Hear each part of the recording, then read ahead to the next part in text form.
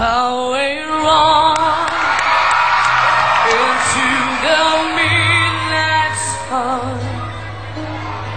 We'll surround around my mind. Napakangan niya ang mga judges. Pinabilib ang bansa, hindi lang on-air, pati online. Sa huling tala, mahigit 1,039,611 views na ang nanood sa kanya sa YouTube. Siya ang small but terrible na si Jovit Baldivino. Always another show, wanting where I am, lost without you. It's been upon ain't easy on this love affair. Too sweet is love to find love again. I'll give to joy, I'm a radiance of you. Oh girl, you stand by me. I'm forever yours,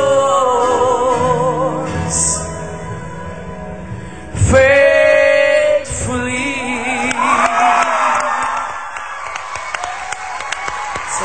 Kakaiba talaga ang talento nitong 16-year-old na Batanggenyong to. Pero teka, kanino nga ba naman ni Jovit ang kabilib-bilib niyang boses? Ako'y maliit, kumakanta rin ako. Ngayon lang nahihiyan ako kasi wala, ang boses ko naman hindi naman maganda. Pero mahilig din akong kumanta na ako'y maliit pa. Mahilig din akong sumabay-sabay sa mga pero hindi ko naman inilalakas. Ako lang nakaharinig.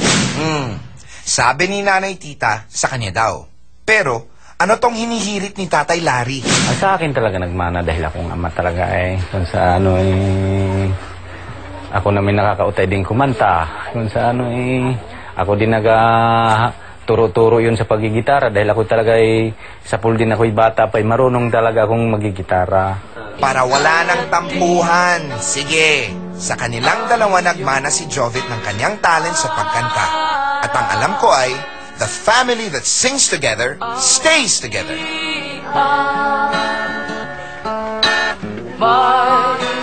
Bukas pa sa iyong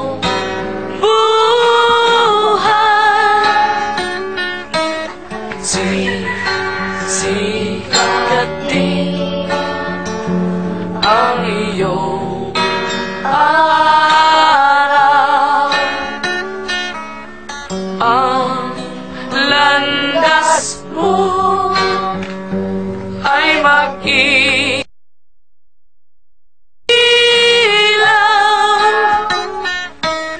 Sa dingding ang buhay ay ganyan.